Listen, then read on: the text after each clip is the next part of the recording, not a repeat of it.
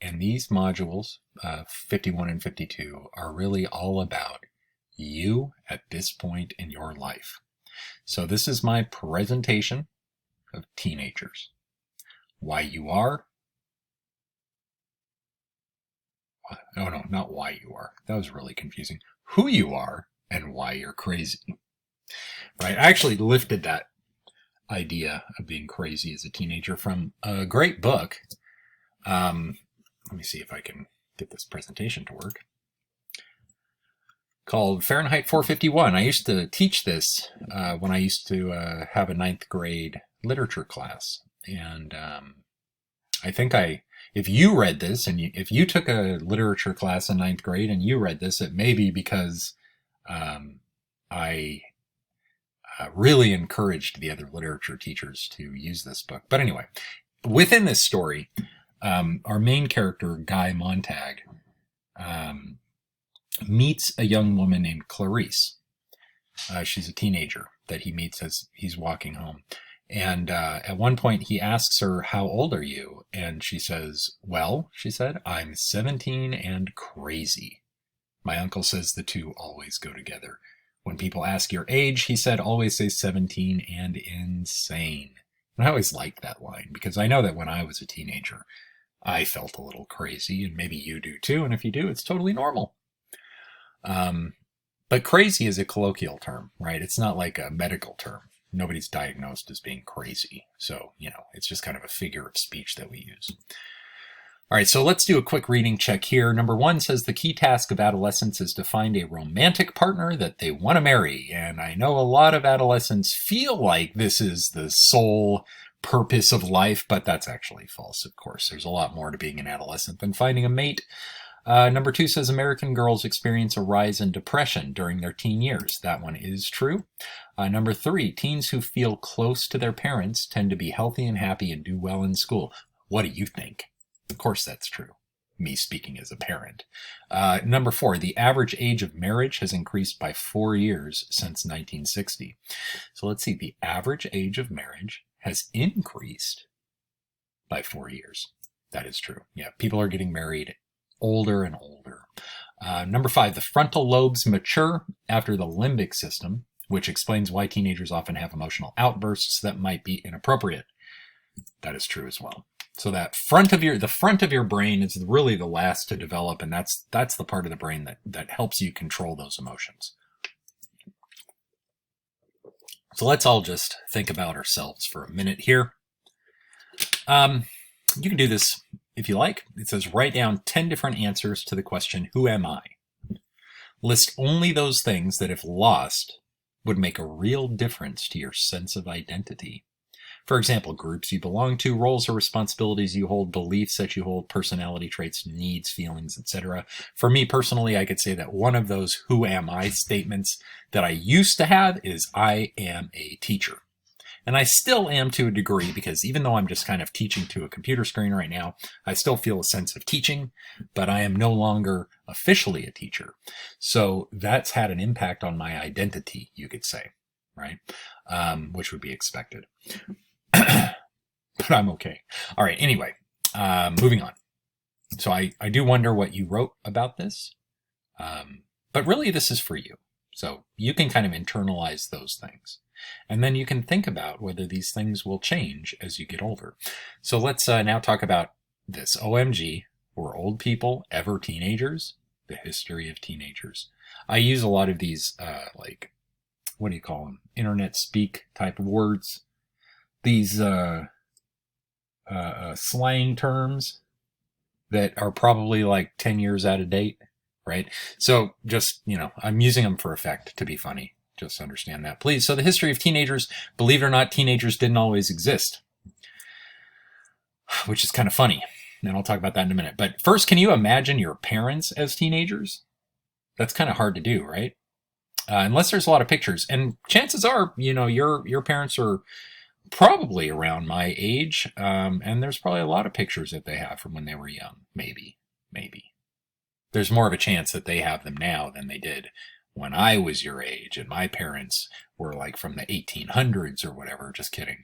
But yeah, no, photographs are more prevalent in our world. And just imagine if you have children yourself, how many pictures will your kids be able to see of you when you were a teenager? Probably like millions, right?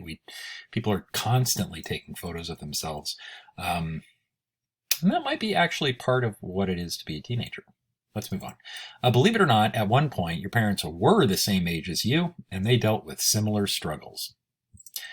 This goes for every older person you meet, every politician, every celebrity you see on TV, every adult has been a teenager. Let's see if you can guess who these teens grew up to be. Jennifer Lawrence. Who's that? Jamie Foxx. Barack Obama. Jennifer Lopez. Ryan Reynolds. Chris Pratt. Megan Fox. Ellen DeGeneres. Matt Damon. Gotta love that one, right? The Rock. Wow. Stan Lee. Look at that. Stan Lee. He kind of looks like Lin-Manuel Miranda. But no, that was Stan Lee. You know, I was fortunate enough to meet Stan Lee before he passed away. I think about this guy sometimes, and it's hard to fathom the impact he had on our world, right? Like, he created all these superheroes that you probably seen movies about or read comics about. I mean, he created most of them. That's amazing. Kanye, Eminem. This is a few years old, this slideshow. Ariana Grande. That's me! Wow. Whoa, what? I didn't know I put this in here. Holy cow. Yeah, that's me in high school as a senior. Whoa, that's me now. Maybe you forgot what I looked like. All right, anyway. So today the teenage experience in the US is a relatively common one, but believe it or not, if we go further back in time, some people were never really teenagers. Literally, teenagers didn't exist. Instead, between 1790 and 1840, children were put to work in order to support the family. In 1832, 40% of factory workers were children. Can you imagine that? Like, oh, it's my 5th birthday. Got to get to the coal mine. You know? So here's some drawings and some photographs also of child labor as it happened back in the 1800s, 1700s. Pretty rough stuff. No school. You just went to work. So consider yourselves lucky that you go to school in your house on a computer screen right now, because you could be doing this. I don't know what they're doing, but you could be doing that. There's another picture. These are just haunting images, right? Like, these people are just put to work when they're 4, 5 years old. Between 1840 and 1900, however, child labor laws increased the minimum age to work. So they stopped allowing little kids into factories, which is good. And they made education compulsory. Like, by law, you had to go get an education. And that was a way to occupy the time of children who were no longer allowed to work. Interestingly, schools were designed like factories, and they still are. So here's a short clip from a much longer and very interesting talk. It's a TED Talk that they illustrated with like dry erase markers. But this is what's his name? Sir Ken Johnson, I think. And he's just kind of talking about the evolution of schools. And this particular part that I'm going to show you, to me, was very interesting. So, but the model we have is this. I believe we have a system of education that is modeled on the interests of industrialism and in the image of it. I'll give you a couple of examples. Schools are still pretty much organized on factory lines, ringing bells, separate facilities, specialized into separate subjects. We still educate children by batches. We put them through the system by age group. Why do we do that? Why is there this assumption that the most important thing kids have in common is how old they are? It's like the most important thing about them is their date of manufacture. You know what I mean? Well, I know kids who are much better than other kids at the same age in different disciplines, or at different times of the day, or better in smaller groups than in large groups, or sometimes they want to be on their own. If you're interested in the model of learning, you don't start from this production line mentality. It's essentially about conformity, and increasingly it's about that as you look at the growth of standardized testing and standardized curricula. And it's about standardization. I believe we've got to go in the exact opposite direction. That's what I mean about changing the paradigm. There was a great study done recently of divergent thinking. Published a couple of years ago. Divergent thinking isn't the same thing as creativity. I define creativity as the process of having original ideas that have value. Divergent thinking isn't a synonym, but it's an essential capacity for creativity. It's the ability to see lots of possible answers to a question, lots of possible ways of interpreting a question, to think what Edward de Bono would probably call laterally, to think not just in linear or convergent ways, to see multiple answers, not one. So, I mean, there are tests for this. I mean, one kind of COD example would be people might be asked to say, how many uses can you think of for a paperclip? But the model we have is this. Sorry, I went, wait, it reversed. But that's an interesting experiment that can be done right now. And that's not really an experiment, but just a little exercise. How many uses can you think of for a paperclip? Take a minute. Write them down. Pause this. Write them down. How many did you come up with? 2, 3, 10? Here's the interesting part of this. Listen to what he said. I think it's Sir Ken Robinson, by the way. Okay, here we go. Well, those routine questions. Most people might come up with 10 or 15. People who are good at this might come up with 200.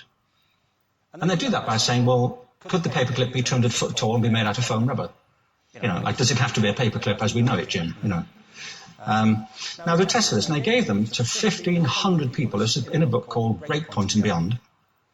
And on the protocol of the test, if you scored above a certain level, you'd be considered to be a genius at divergent thinking. Okay? So my question to you is, what percentage of the people tested, of the 1,500, scored at genius level for divergent thinking? Now, you need to know one more thing about them. These were kindergarten children. So what do you think? What percentage of genius level? What percentage do you think? 80. 80, okay. 98%. Now, the thing about this was it was a longitudinal study. So they retested the same children 5 years later, ages of 8 to 10. What do you think? 50? They retested them again 5 years later, ages 13 to 15. You can see it. And what they found is that the older the person became, the worse they got at divergent thinking. Right? That kindergarten class where 98% of them were considered geniuses with divergent thinking, decreased and decreased and decreased. What happens to a person between kindergarten and 15? They go to school. That creative thinking. Well, it's not really creative thinking, as he said. That divergent thinking is kind of schooled right out of you, right? So try to retain it, though. Like, go back to that paperclip activity and see how many more you can add if you really try. Is it really school that pushes divergent thinking out of you, or is it you? Do you just kind of like lose patience for thought? That's something that I think about, you know? So when people were forced to go to school, this is kind of what they looked like, those schools. They were like houses. They call them schoolhouses, right? I actually, when I was in elementary school, I went to a school that was a house. And, you know, I'm not that old. It wasn't like this, but still, it was kind of like it was a house. There was a kitchen. It was, you know, just like 5 rooms or something like that. But yeah, it was that, but that's rare now. It's commonplace back in the 1900s, the 1800s and early 1900s for kids to go to school in a house like that. And this is a picture of a class from back then. And this picture always cracks me up. Well, there's a couple of weird things here, right? Like, what's going on here? What's going on there? What happened to her face? But besides that, it's probably just a smudge on the photo. If you get really close here, you can tell that kids back in the 1800s probably disliked school as much as kids do today. So again, that makes me think, is this because of school, or is it because of our own psychology that we kind of lose interest in a way? So now, between 1900 and the present day, adolescence has emerged. Adolescence, that's the key word there. Adolescence describes teenagehood, right? So between 1900 and the present, adolescence has emerged as a distinct developmental stage. So before 1900, there were no teenagers because that stage of development wasn't acknowledged, right? So there were people who were 15 years old, but we just didn't call them teenagers, and we didn't care that they were teenagers, right? But now we do. So this term was developed by the father of American psychology, G. Stanley Hall. He described adolescence as a time of great storm and stress, and I bet you agree. Oh, what is this? I think I know what this is. This is from a movie that's just crazy. It's all about teenagers in like the 1970s. I think this is the trailer. Let's watch. Welcome to New Granada, where people come to escape city life. It has safe streets, clean air, good schools. It's a perfectly planned community, but something strange is happening. Something that wasn't part of the plan. Seems to me like you all were in such a hopped-up hurry to get out of the city to turn your kids into exactly what you're trying to get away from. Something that could drive this town over the edge. You're to take these home to your parents, to let them know about a special emergency meeting to discuss the problems about your people.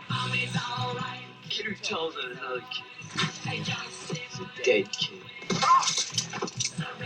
I don't know how many of us are willing to admit just how deep in trouble some of the kids in the city are.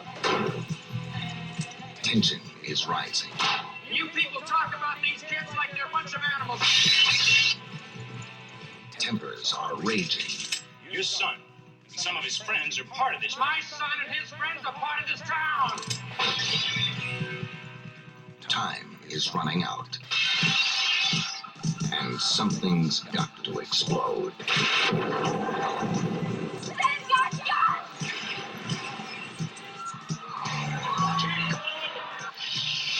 I can assure you everything is under control. They were old enough to know better, but too young to care. So this trailer always cracks me up because it's just like, well, where does that happen with teenagers? It happens with adults, but not necessarily with teenagers, right? Okay, I'm going to move on from there. So adolescents today also stay in school longer. Yay. Some even say that college is a time that merely extends adolescence even more. That college, university life is really just an extension of teenagehood. I don't know why they would say that. I mean, you go to college and everything is just very academic. You know, you get together and you have study groups and, you know, everyone's very well behaved. And anyway, okay, so moving on from that, emerging adulthood is the new designation that we now have for people coming out of the adolescent stage. This is like a brand new thing. Okay. So as we head into the future, we're seeing some trends among adolescents and young adults that are changing the paradigm of how we understand young people. Okay. Paradigm. That's an interesting word. If you've never heard it before, it just means kind of like the general accepted example of something. So when you change the paradigm, you're changing the generally understood example. Okay. So the paradigm is about young adults is changing. It used to be that you went from being a teenager to an adult, right? That's kind of what happened with me, right? So like I went to high school. I was a teenager. I went to college. I was still a teenager for most of it. I I went to my university when I was 17, just because of where my birthday falls. So I was a teenager through most of my university life, but then, I got out of school and I wanted to live on my own. I didn't want to live with my parents again, and I wanted to start my life, get my job, make some money. But now things are a little different. So what we see is that people are staying in school longer. We're going for those advanced degrees because, hey, you got to do that sometimes, because right now everybody's going to college. Everybody's getting that bachelor's degree. You need something even better. Master's degree, PhD. As a matter of fact, most people are getting master's degrees right now. I've got a master's degree. Everyone's got a master's degree. So then what is it? Like, you got to have your doctorate to compete in the world. Not necessarily. There is a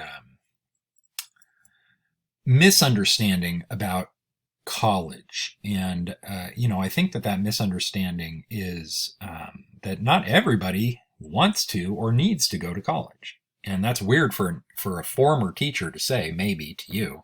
But my master's thesis, the 75-page essay I had to write to get my master's degree, was all about how we fail students in our school system because we only have one clear target, which is going to a university. Now, Calexico High School actually does some good things because they've got a lot of career tech classes that you can take, and you can actually get certifications through those and then pursue careers in fields that are being ignored. So there's not so much competition. You can make a lot of money. So I find a lot of value in career technical courses. So if you've been taking some of those, good on you. Those are really great. There's also fields of profession where it would seem like you would need an advanced degree to break into it, but you don't. Like computer programming, for instance. You don't have to have a degree to get a job as a computer programmer. If you taught yourself how to computer program and you're really good at it, that's all that anybody really cares about, right? So, even though people are staying in school longer, we might actually see that kind of thing change as people gain a better understanding of the necessities in life. Now, that's not to say you shouldn't go to college. If what you want to do with your life requires a degree, you better go to college. Okay? But anyway, let me move on. So people are now better educated than they were before. They're living at their parents' homes longer. They're delaying careers, marriage, and kids. So basically, it's kind of an extension of your teenage years, this emerging adulthood. People are also more ethnically and racially diverse and more culturally diverse as well. And there are some cultures that value staying at home, right? More females are working as well. So all of these kind of play a part into this new facet of development called emerging adulthood. And unfortunately, emerging adults are less likely to vote than adults. And that's got to change. And it kind of did change this last time, which was interesting, but it needs to change more. When you turn 18, even before you turn 18, you can register to vote, and you should vote every time. You really should. Your voice needs to be heard. Make sure you vote. Okay, so now the struggle is real. Aspects of adolescence that contribute to the storm and stress of life. So first we're going to talk about adolescent egocentrism. And I titled this, Everyone is Looking at Me. So there is a phenomenon among teenagers called the imaginary audience syndrome. Self-descriptive. Many teenagers feel like there is an audience of their peers and others watching them at all times. And 10 years ago, I could say, well, that's not really true. But now, with the advent of smartphones and social media, you may have a real audience that seems imaginary because they only interact with you online, right? But in the world of psychology, this imaginary audience syndrome is just that phenomenon of teenagers feeling like they're constantly being watched and judged, observed, and otherwise looked at by people. Okay, and you may have felt that at some time, at some point in your life. So does social media make this worse? Or does it just confirm what you already know? There's also something called the nobody understands me phenomenon. I mean, has anyone ever experienced life the same way you do? No, not really. I mean, if you have a brother or sister, they're kind of experiencing it, but, you know, in a way, you live a unique life. So maybe this is true. But teenagers tend to take this to the nth degree, to the point where they really feel like nobody can possibly understand them. And that's just not the case. TBH, I don't even know who I am anymore. SMH, identity and the adolescent. So even though as teenagers we have this sense that the world revolves around us, at this stage in life, we don't really have a firm sense of who we are. Who are you?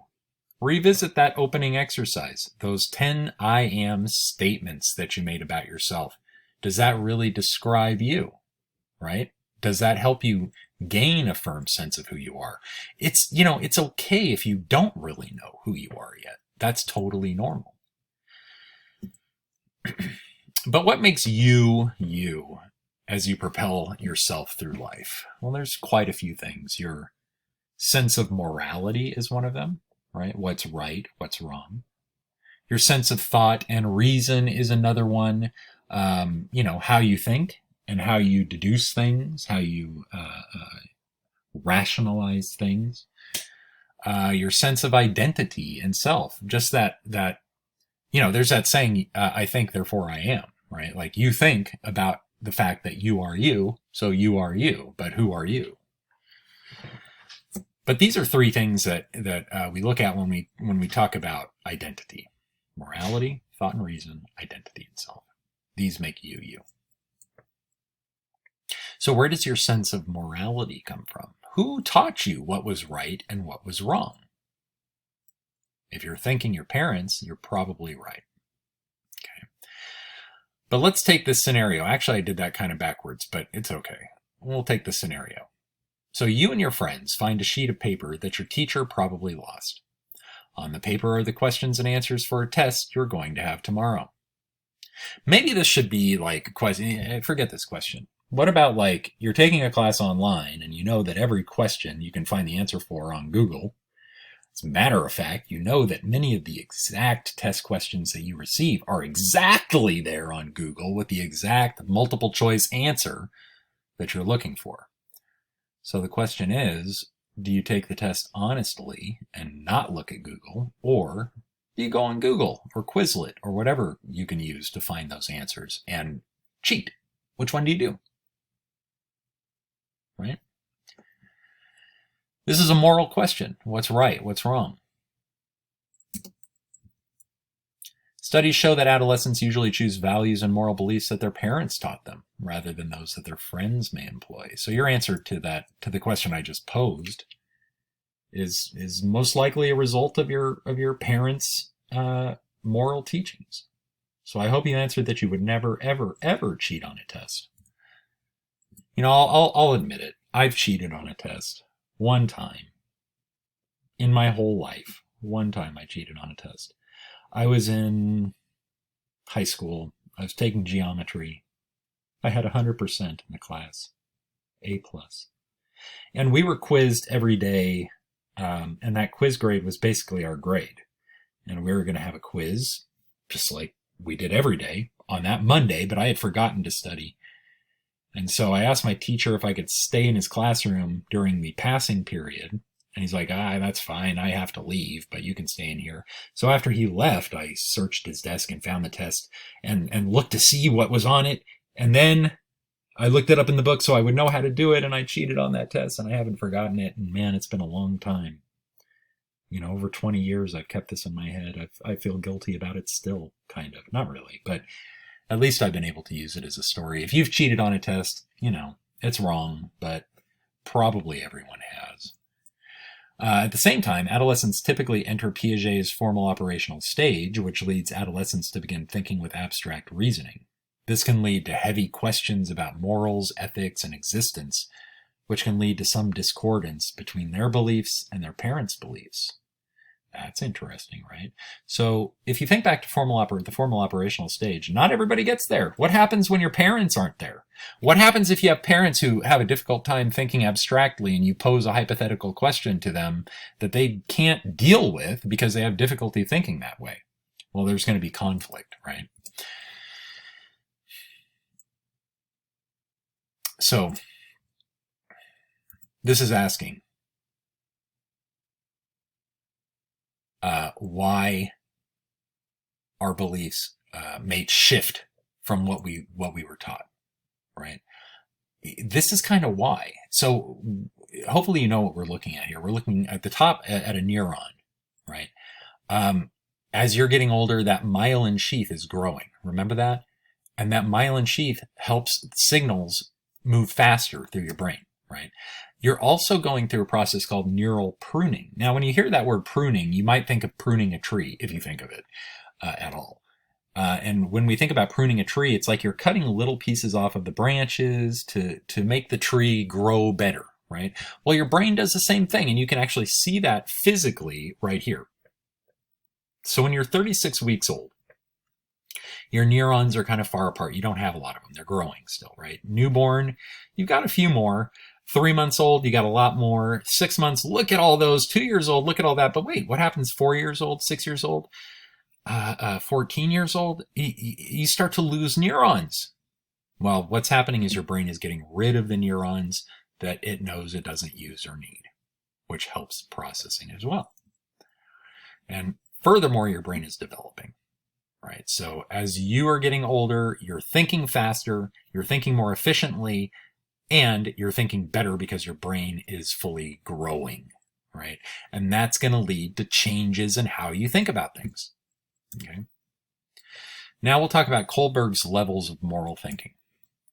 So the first stage is called pre-conventional. And this pre-conventional moral thinking is all about self-interest. You obey the rules to avoid personal punishment. You know, I'm not going to steal the cookie from the kitchen counter because I know I'm going to get in trouble, right? Play nicely at the park or we'll leave. When this just came up, I thought it said play nicely at the park or we'll move, which is way more severe punishment for not playing nice at the park. After pre-conventional moral thinking, conventional moral thinking can occur. This is where you uphold laws and rules to gain social approval or maintain social order. So I'm not going to steal that cookie off the kitchen counter because then my family will look at me like I'm a thief. Right? So in this case, you don't want to be shunned by society. So you stop yourself from doing certain things. Right? Now, conventional morality, the reason why I put these pictures here is that it's very much the law and order stage of moral thinking, right? Laws and rules matter because they help maintain society. You must not violate those rules or we'll have chaos. Right? But there is a stage after this. It's called post-conventional moral thinking. This is where actions reflect belief in basic rights and self-defined ethical principles. This is where activism comes from. This is where progressive ideas tend to come from. And this is the furthest stage of moral thinking. Not everybody gets there. Not everyone gets there. Some people get stuck in conventional thinking. Some people get stuck in pre-conventional moral thinking. But post-conventional is like the highest level of that moral thinking. So what happens when moral developmental levels clash? What happens if you are post-conventional in your moral thinking and your parents are conventional in their moral thinking? They may see things you do as being, rule-breaking violations of the law. And you're going to be looked at awfully by your neighbors if you continue doing them. And then you are sitting there thinking, yeah, but the things I'm doing, I'm standing up for what I believe. And it doesn't matter if my neighbors look at me like I'm weird or bad or whatever. And this is just a real difficulty that we have in our relationships sometimes with other people if you have clashing moral thinking. I like this. These are some images of protests. And these two are from the 60s when 60s and 70s when people were protesting against the Vietnam War. There was a big peace movement at the time.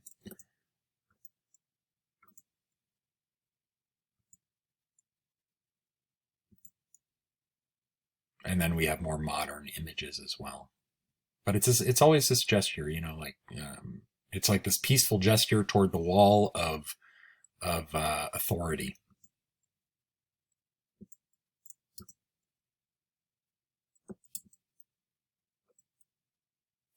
But it doesn't always go that way. Right? These are conflicting viewpoints. So I'm trying to think of if this was from, this may have been from the Hong Kong riots, or protests, I should say, that were going on last year when the people of Hong Kong were in the process of losing their democracy as the Chinese government was taking over, basically. And if this is from that one, if this is from that, that's fine. It may have been from another protest where police were using dogs, attack dogs against protesters. So this guy brought his pet lion to the protest as an answer to the attack dogs. Kind of interesting. In Hong Kong, they employed various tactics, like using laser pointers and that kind of thing.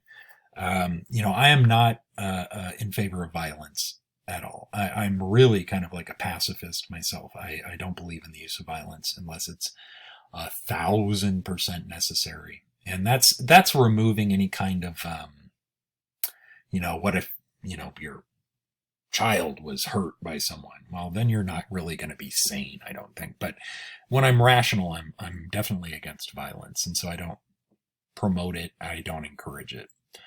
And so these were kind of interesting, non-violent things that these people were. But actually, the laser pointers can cause serious damage to someone's eyes, so please don't point them at anyone. But this is kind of how those protests were looking. Kind of looks like a rave, but this was really a tactical thing that they were doing.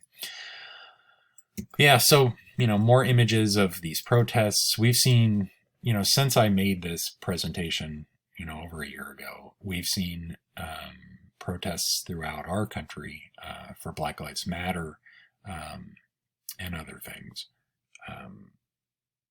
And so this practice of demonstrating, of protesting, of making your voice heard is an important one, right? Like it is what helps us keep democracy, but sometimes it's also abused as well.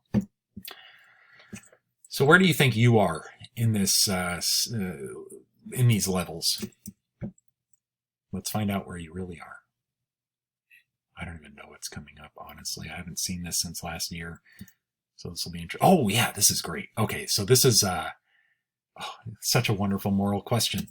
So you're going to imagine you're a little older, you have a spouse, and your spouse is very ill, facing certain death if medication isn't provided. You go to the pharmacy and the pharmacist says that they have a pill that will cure your spouse's illness. The pill costs $10,000. You have $27. You offer the pharmacist all you have, but he refuses to give you the medicine. You come back to the pharmacy after they close. You have a big metal trash can. You could do the following. A, you could throw the trash can through the window and steal the pill so that you can give it to your spouse so that your spouse can live. You could put the trash can down because you're afraid of getting into trouble if you break the window and steal. Or you could throw the trash can through the window and steal the pill so that you can give it to your spouse and cure the illness so you are seen as a hero to your spouse and your spouse's family.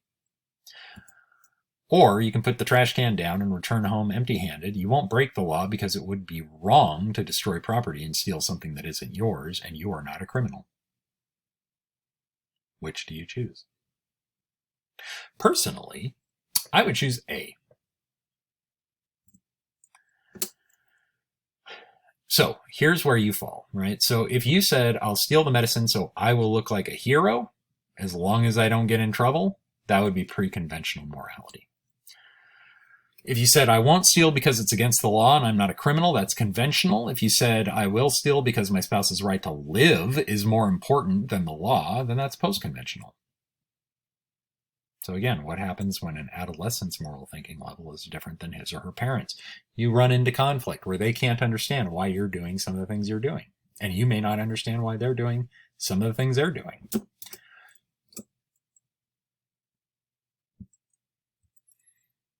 And so we end up in arguments. Could end up on Dr. Phil. You don't want to end up on Dr. Phil. He's not really a psychologist. Not really. Now,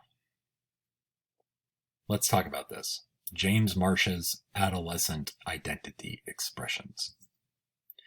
So first we have identity diffusion. This is when adolescents lack commitment to any goal. There's no search for a solution. So again, we're dealing with identity here. Like, what makes you you? How do you find your identity? Well, some people just refuse to even look for one, right? There's also the identity moratorium. This is when adolescents are still in a crisis period, searching for an identity, but just not coming to a conclusion. They can't figure it out. They want to figure it out. They're searching for an answer as to who they are, but they just haven't come to that conclusion yet. There's foreclosure. This is when adolescents make a commitment to an identity without experiencing an identity crisis. Usually this conclusion is based on expectations of others rather than his or her own choices. If you have parents who are saying to you, like, you're gonna be a doctor, and you become a doctor, and that becomes your identity, you're in that foreclosure stage. If you didn't really want to be a doctor and you're just doing it because you think your parents want you to, right? Then we have identity achievement. This is when adolescents arrive at a sense of identity on their own after considering options. This is the most healthy way to achieve an identity in our society. Now, kind of the same way as it is with developmental psychology, where certain parenting styles are more valued depending on the country you live in, right? Identity achievement as a positive thing is culturally relevant as well. So if you live in a culture, or if you're part of a culture that values parental respect more than individual need, then foreclosure would be the more well thought of stage of identity expression. Where do you think you are? So what we're going to talk about today is James Marsh's theory of adolescent identity development. And the reason that we talk about it is it's a really good way to explain to people why they might not know what they're majoring in college. Most people come to college and they say, oh, I don't know what I'm going to major in. And they're wringing their hands, like they feel bad about it. They talk to their parents, and everybody says, hey, you're going to college. What are you going to major in? It's like, I have no idea what I'm going to major in. And what I'd like to explain is there's a theory that suggests that you shouldn't know yet. I'm going to pause this for just a second. I want to make sure you can hear it. I think you can. I hope you can. If you can't hear this, I apologize. Just fast forward or move forward through the video clip until this part is over. But here we go. And so the theory is James Marsh's theory.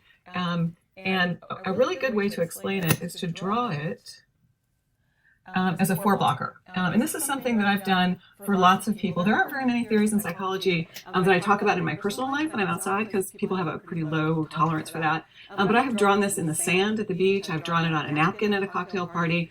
It's a really useful thing. And so I'd like you to be able to draw it. It's going to be on the final exam. So get your pens out. I don't care how you label it. You don't have to label it exactly the same way I do, as long as the intersections of the things that you draw are correctly labeled within it. So across the top, we're going to put crisis. And crisis in psychology is not a bad thing. So when you think about a crisis, it's like, oh, I'm having a crisis. Like, yay, I love crisis. No, in psychology, a crisis is a period of active exploration. So when Erikson, for example, said there was a crisis of trust versus mistrust, you're working through something. So crisis is a period of active exploration.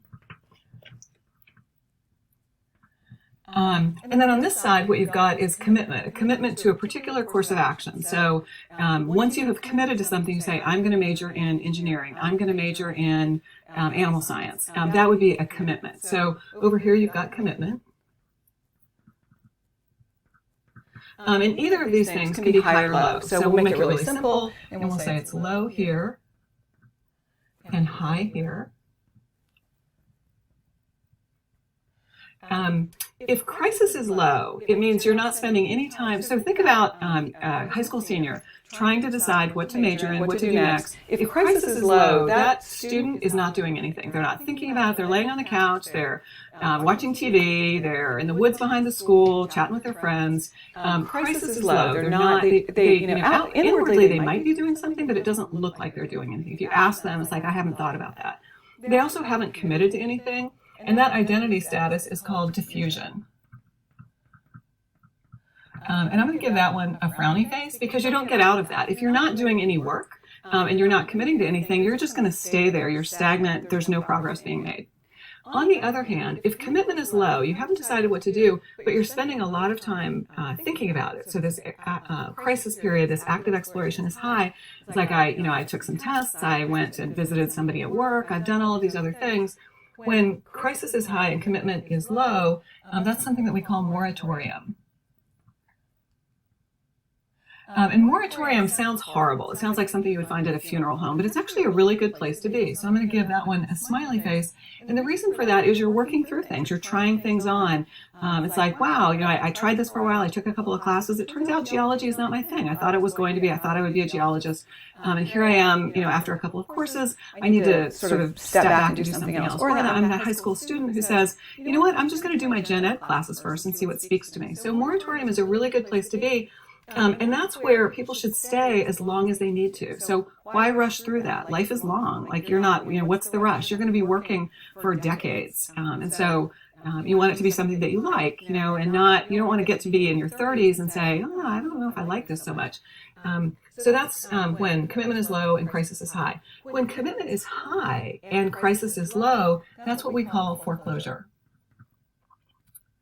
And foreclosure means you have foreclosed on your other options. Your mother was a nurse, your father was a nurse, your grandparents were nurses. You'd like to go into the field of nursing, or you've got a family business, and it's always been expected that you would go into the family business, or you come from a long line of people who do chemical engineering or law or whatever it is, and you've decided really early in life that's what I want to do. And that sounds like it would be fairly rare, but it's not as rare as you would think. You think about a child. I know a child who had some medical difficulties when she was young, and she got really good nursing care. And so as a 10-year-old, people said, what do you want to be when you grow up? It's like, I want to be a nurse. And as a 14-year-old, what do you want to be? I want to be a nurse. And every time you say that, you get a little bit more pat on the back. People say, wow, that's great that you know what you're going to do.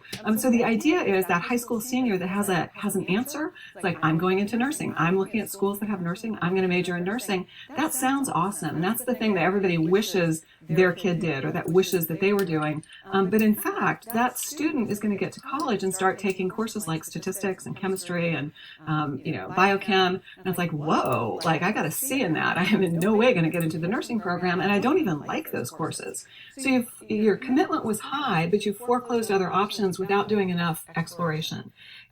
So foreclosure, I'm going to say, it's not a huge frowny face. It's not quite as bad as diffusion, but it's not a great place to be, because what will happen is you get to be 40 years old and it's like, wow, I've been doing this job for 20 years. I never really liked it. I have all of my fun after hours. Well, that's not great. Wouldn't you like to have fun at your job and say, I love it. Even on my worst day, I'm still glad to be there because I'm working things out and doing things. That's what you want. And that's where moratorium might get you, but foreclosure won't. So you've foreclosed other options. Not a great place to be. When commitment is high, crisis has been high, and commitment is high, that's what we call identity achievement.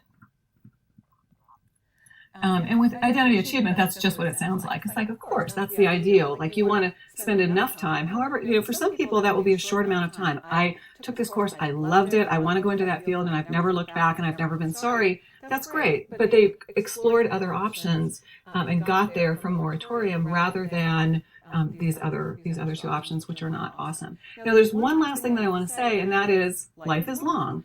So you get to be 40, and just because you were in achievement and you've got this great career in underwater basket weaving, and it's been your thing, and it's been your jam. What she's going to say is that you can re-enter that moratorium stage and try to figure it out again.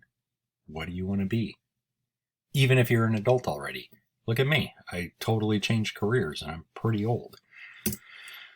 All right. So, and as if it weren't hard enough to, and as if it weren't hard enough already to form an identity as teenagers, you also have to deal with the seemingly contradictory and curious phenomenon some people call sheeple, but really conformity, right? So conformity. There's a video clip here that I'm not going to play, but anyway. So what is conformity? Conformity is the act of behaving or changing beliefs or behavior in order to fit into a group. So have you ever changed how you acted or behaved so you could fit in better? You probably have. Most people have. So who did you try acting like? Who do you dress like? Who do you follow? If everyone else is doing it, are you doing it too? Does social media make it worse? Probably. How many of you have tried some TikTok challenge, right? Social media is a weird thing. There's a really interesting documentary about social media on Netflix. Can't remember what it's called, but you can find it pretty easily. I think it's The Social Dilemma. That's right. Okay, I'm going to skip this. There's a clip from South Park where Stan meets these teenagers who are kind of like goth. He asks, well, how do I get into your group? And they said, well, you have to dress like us and act like us and listen to the same music we do. And that way, you're not conforming with society, but you are conforming to that group. But anyway, do you feel the need to belong to a group? Are you happy on your own? Do you identify with a group label like jock, prep, band kid, nerd, etc.? What do you think of the statement, most teens are herd animals? Herd animals are like sheep. That's in a psychology textbook, that statement, most teens are herd animals. I don't know if it's in your textbook. It was in the textbook that I first used with my AP students when I first started teaching AP psychology. But it was written by the same people, so it might still be in your book. How does conformity affect peer relationships? How does it affect parent relationships? These are things that you can kind of think about. How does this image relate to conformity? This image that would probably be taken off of a lot of sites because it's critical of the Chinese government. How does this relate to conformity? Well, what you have here is a protester, this guy. And these tanks were coming into this big group of people in China back in 1989. And this was the government coming in to kind of like quiet everybody, just like they did in Hong Kong. And this guy stood in front of a line of tanks that's longer than just these 4 tanks. And he made these tanks stop. And this was just one of the most non-conformist expressions. I mean, in China, you kind of have to conform with what the government tells you to do. This is the exact opposite of that. I had a picture of this up in my classroom for the longest time because it's just such a powerful statement about the power of the individual. All right, it's time to dip. Gotta love all these slang expressions, right? So here's my final message. Being a teenager is hard. Your brain is still maturing. Your role in society is fluid. Your identity is Play-Doh. You have trouble controlling yourself. Your parents don't understand you. Your friends mean everything, but it's still all about you. The future seems impossible. Your life is controlled by the government to a degree, and you're basically a paranoid. But don't worry, things change when you become an adult. Of course, I didn't say they change for the better. That'll be for you to experience and decide for yourself, because remember, it's all about you. And I'm going to talk about adulthood later this week. I'm kind of going out of order with these lectures. So this covers what you should be reading right now, or what I scheduled you to read right now. If it's not lining up, it's okay. You can still watch these. But like I said, I'll continue this with a lecture on adulthood very soon. So until then, have an excellent day, and you'll hear from me later.